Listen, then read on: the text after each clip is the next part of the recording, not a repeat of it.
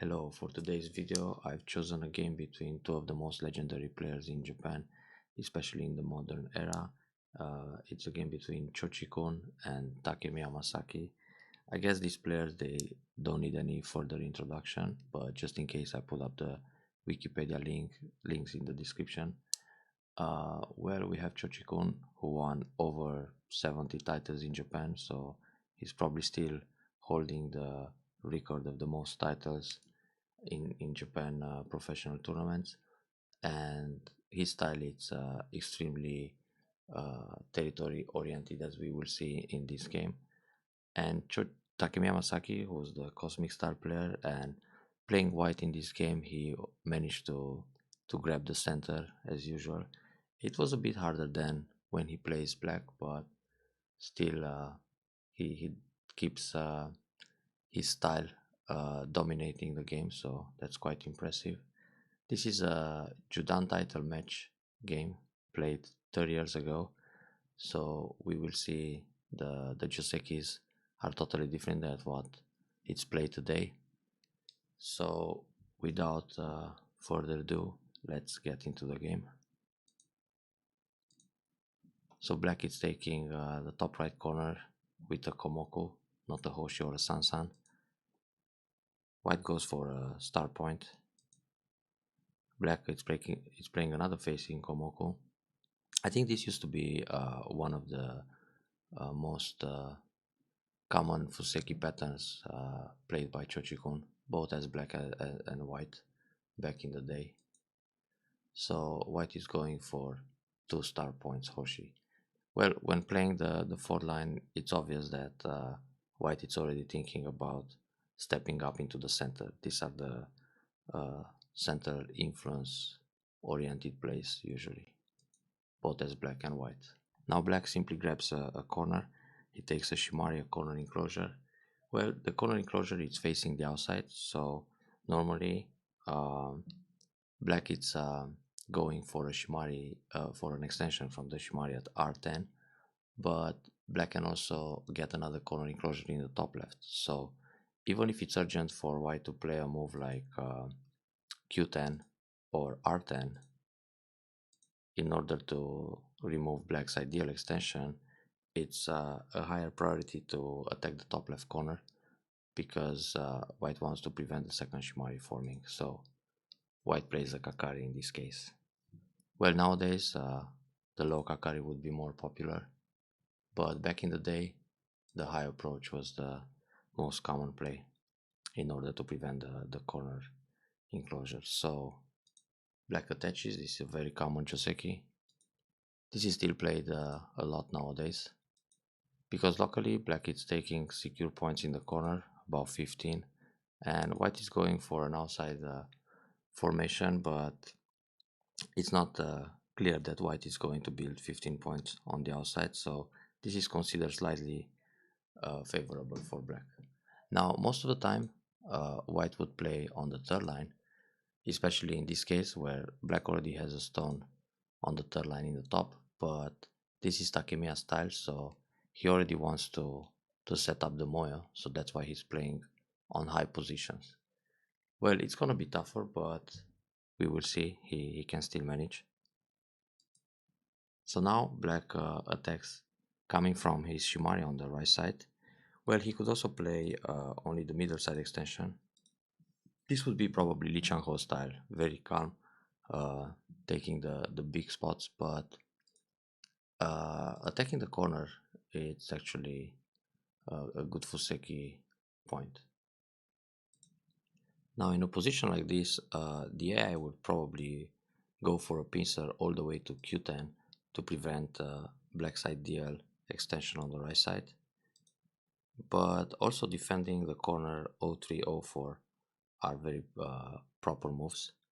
So white decided to play a high defense. Probably nowadays most of the players would go low 03 to be more territorial oriented, but white is Takemiya Masaki, so he would always elect to play a high move. Now here black decides to slide. Normally black can also consider the middle side extension to the right side to form the moyo. But we can see the style of Cho Chikun grabbing territory and playing solid on low positions, so it's normal for his style to choose this kind of slide. And here white can think of blocking the corner or pincer or just enoki, but in this case white is going for the pincer because he's trying to set up some outside thickness with this kind of joseki. So in this case black invades the corner. Now if white simply blocks the sun and black extends back to finish up the joseki for a base, white is supposed to play another move on the bottom side, either k3 or something like l4 l3. Otherwise it's quite annoying when black comes with an approach at m3. So now o4 will feel a little bit under attack, so probably that's why white is choosing to go for the right side instead and give up the corner.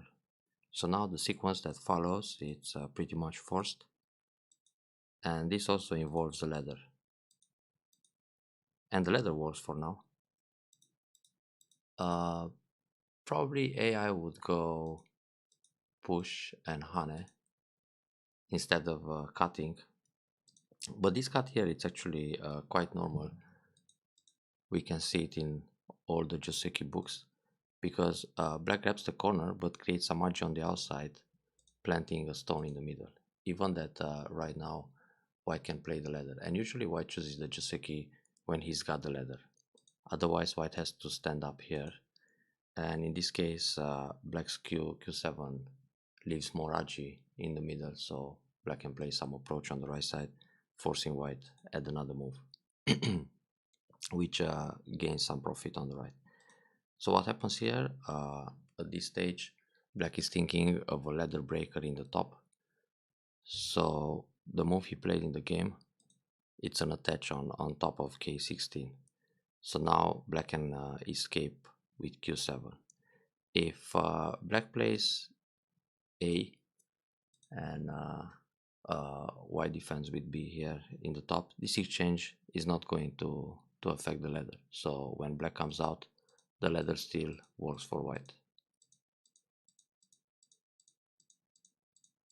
I'm playing this out for the digit Q players who are watching this game, and yeah, this is not going to affect the ladder at all. But playing k15 is going to gain something for black. So white decides to remove the stone strongly. It's a proper way to capture the stone, and then black has to use his ladder breaker in the top to compensate. So black decides to play the hane on the right side. Probably if he plays the hane on the left side, white will just resist with counter hane, and in the end black is not going to get too much out of this fight. So black played the hane from the right because it's also connecting to his p17 shimari. Then white resists with a counter hane. If white simply pulls back and black goes down, black has an ideal shape in the top right, having the two stones and the extension at p17, and white feels a bit over concentrated on the left. So it doesn't look so good for white. Therefore, white is trying to prevent that happening. Now black of course cuts the top side, so this is a separate and attack maneuver, and therefore they start the fight quite early in Fuseki. So the middle game stage started early this time. And now of course white cuts, black expands his liberties. If black connects on the right side against the double atari, white can hane on the second line, and in this case if black tries to separate all the way, it's not going to work because white can cut and shorten the liberties. So white will capture the group, and this is a a collapse for white, for black, sorry. So black has to extend the liberties. White plays a double Atari and takes a Ponuki. But in this case, black also has a ladder to uh, capture the stone in the middle. So now white has the three stones from the original Joseki in trouble, and it's pretty urgent to jump out there. I mean, if white just plays away like c6, it looks pretty big for black to add another move and enclose the top left corner. So white decides to fly out from that area. Now this move is also a ladder breaker, so white can escape from j15 next, but black will prevent that. Simply play the table shape, which captures the stone and also gives black some I shape in the way out to the middle. Now white plays a shoulder hit to run out, to be one step ahead of the left side. Black pushes once. We can see his love for territory playing these kind of moves on the third line. And white simply steps ahead. Black jumps to get ahead of the white group. This exchange is sente, and it's very big. If black doesn't respond in the corner to the move at q2, let's say black extends again on the left side, white can simply jump in the 2-2 point and kill the corner. So when black tries push and push again on the left side, white simply retracts and blocks. And now black doesn't have enough room to make twice on the right side. Even if black is trying the Tesuji to create a shortage of liberties, this is only space for one eye. So therefore, black needs to block. And now white decides to play a move on the bottom side to enclose the a big area, and this configuration looks pretty good for him. And he's not afraid of the group in the top left corner, because it's quite difficult for black to attack. If black attacks from the right side, white jumps between the groups. If black pushes from the left side, white simply Hane and Nobi, and he creates I shape on the way out to the center. So now black is playing a double up, preparing the attack on the group. So if white ignores again, let's say white plays an extension on the right side, then black will cover with Keima, and the group in the top left is pretty much surrounded. Therefore, white is going out with a nice shape. I guess white can think about moves like two space jump or Keima to go into the center faster, but the calm table shape works too, leaves less argy. So now black is choosing a very interesting reducing move on the bottom moyo. Normally, shoulder hit at h4 would be the popular choice nowadays. So if white simply pushes under and then turn, black can make a very light shape in this area. And it's the same if white blocks g4, black can nobi or jump out. And then again create a sabaki. So black decided to go h5, and it's also looking at the top group h11 from afar. So the move has serves for two purposes: reduce the bottom and also attack or keep an eye on the weak group in the center. So in this case, white decides to reinforce his top left group and also play a shoulder hit that nowadays we praise a lot, especially because we know these moves from the AlphaGo game against Lisedol. So it is the kind of move that's on the radar quite often. But this is clearly Takemiya style play to go on the fourth line, especially with a shoulder hit. And black decides to play a Kosumi, which is a very thick move, to reinforce his top group and also put some pressure on the M16 group. And indirectly, that move also helps the bottom stone. So this is how they try to relate or connect their stones from afar. It's something, maybe it's a concept that's very difficult to understand for low Q players, but it's a move to, or a way of thinking to, that considers some reflection. Now, white is creating some RG. I mean, with these 4C moves, white is just securing his eye shape in the top. If black ignores the peep, let's say black enters the bottom side, white can immediately push, play a cut to capture two stones. So if black connects here, white will take the two stones, and if black defends, white will kill the corner. And this is very big. So black should answer the peep. White goes out in the top, and here white can also think about the tsuke, but another shoulder hit is just normal in this case. So white is trying to make some shape but also put pressure on the top corner.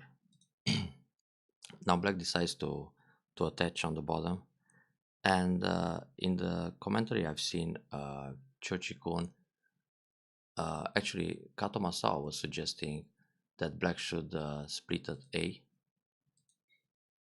and start a fight with the group in the middle. But playing h3, it's also very natural, as white didn't answer to the original reducing move, so black is trying to strike and break the bottom area. And of course white plays a hane to keep black in check without a base. This is the most natural move to react to h3.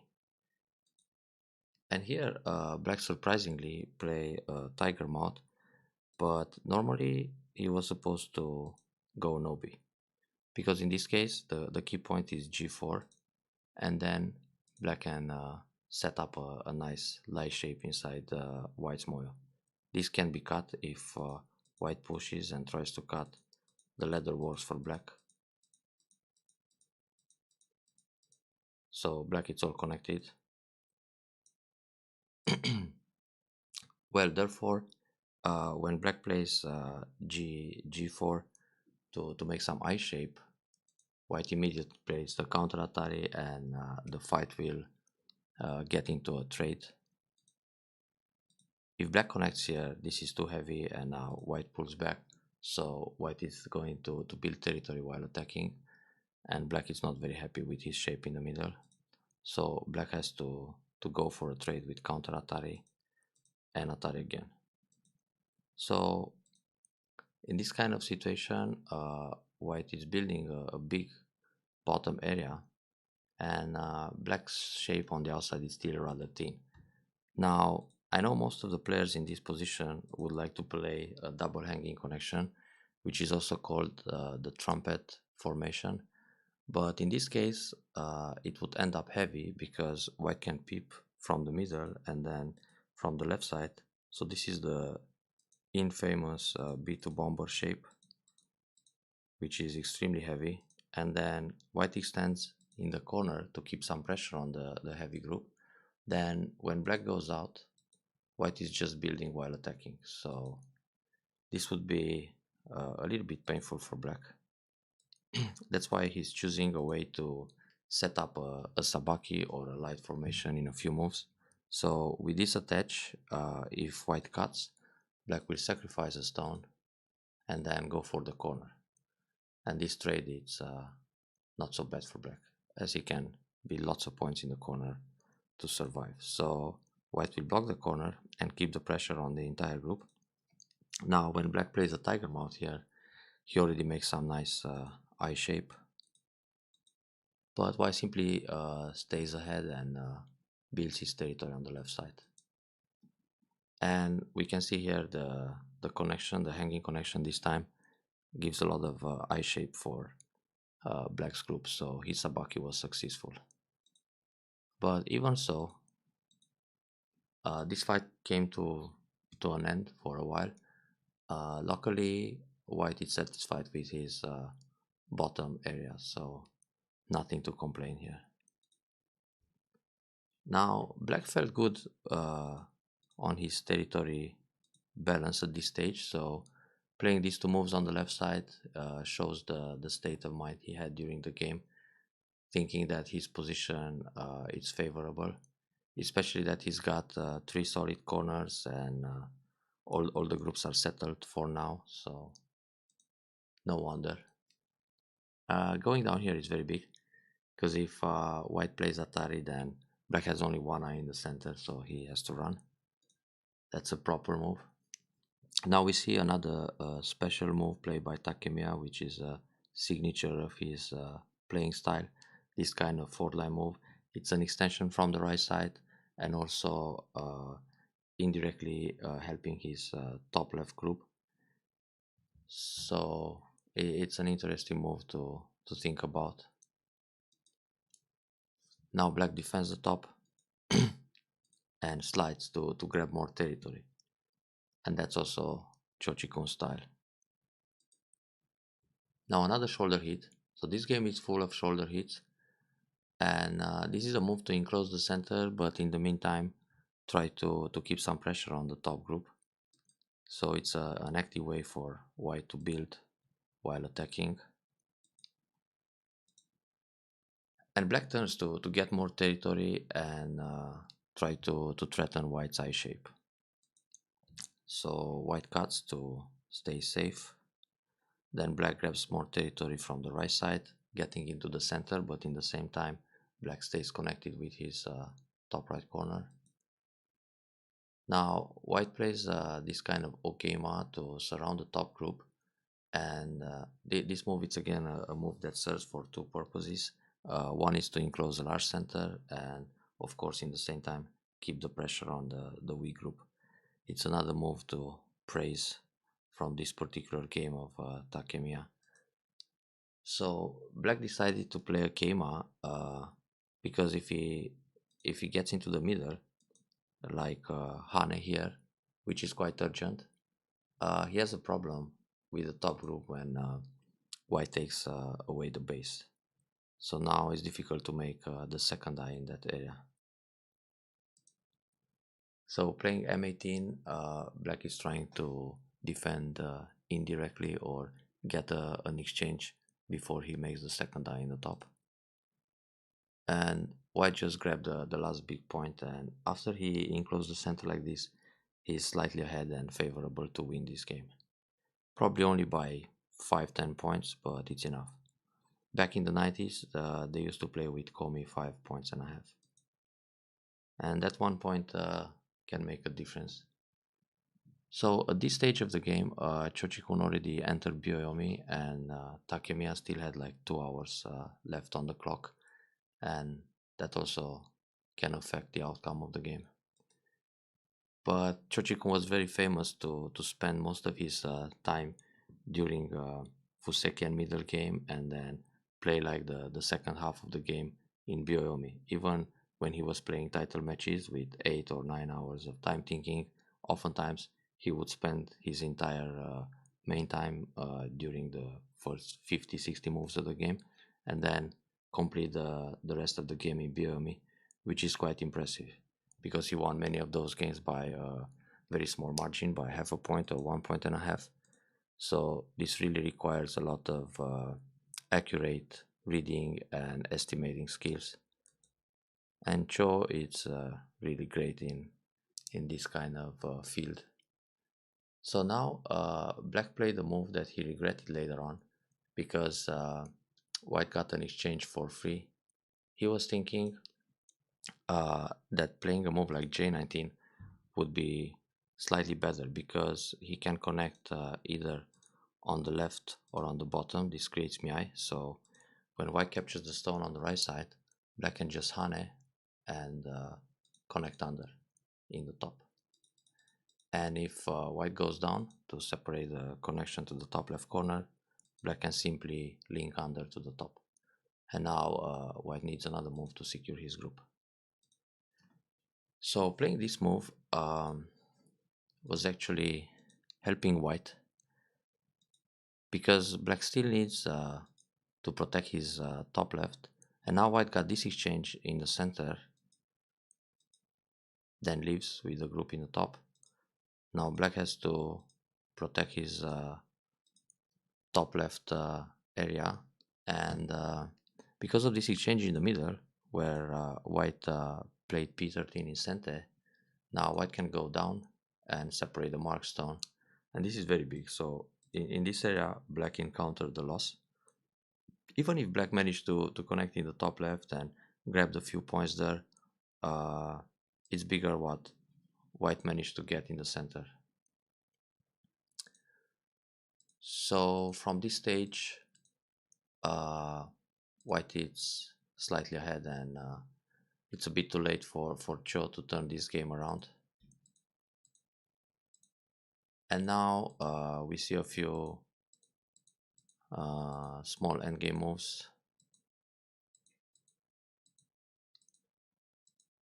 and well, white is trying to start a ko with this capture in center. So if sorry, black is trying to set up a ko. So if white doesn't pay attention here and plays away, let's say white protects the lower left corner, black can set up a ko, and this ko it's absolutely free for black, and it's trying to kill everything. So it's very proper for white to connect. Now black pushes under time pressure. Those are some time suji moves. White uses the cuts here. If black simply captures a stone, white will Atari and take two stones. So that's profitable. Give up one stone bait in order to capture two. So black defends, trying to maximize his profit on the left side. And here normally black was supposed to capture one stone. But if this happens, white has a peep, and then white again can block the corner, or just capture the stone to stay connected, or simply connect solid. So black is trying a sequence in a desperate way. So it's more like an excuse to resign the game. And then of course white captures one stone. This is all forced. Then black is threatening the cut in the corner, and in a way he's trying to kill the dragon. But white has the peep at f7, and then he can push at f10 to capture those stones in the middle. So, but first things first, white plays one Atari, because in this case white takes away the eyes on the left side, so he can also kill the group during the fight. Black starts a ko. Here is a ko threat, and white plays the peep as a ko threat. Now this move is threatening a snapback, a squeeze play with e4, e13.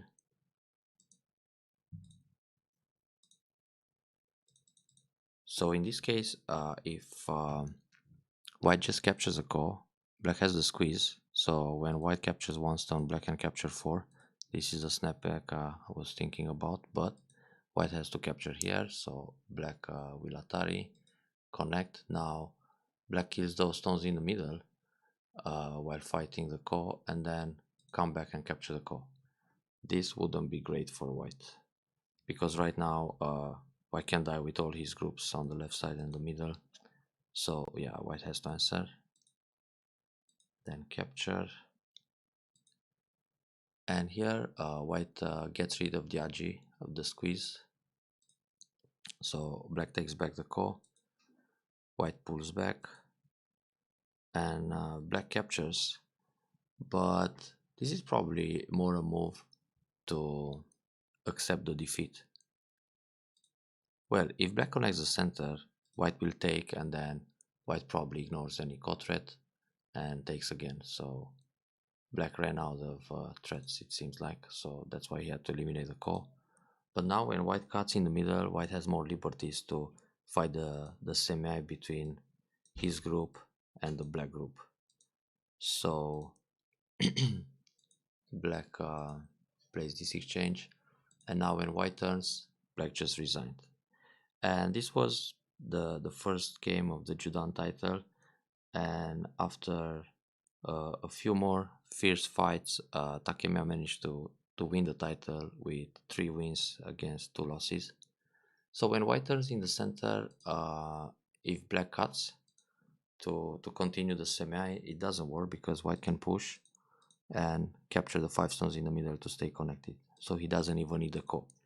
And if black connects solid to continue the race, white connects in the corner, which gives him more liberties. So in this case, again, black is losing the semi because in the center there are very few liberties.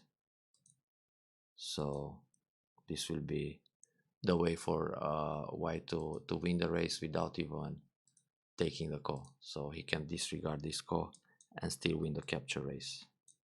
So I hope you guys enjoy this game, and like, subscribe to my channel, and watch out for the next professional reviews. Have a good one. Thank you for watching. Ciao.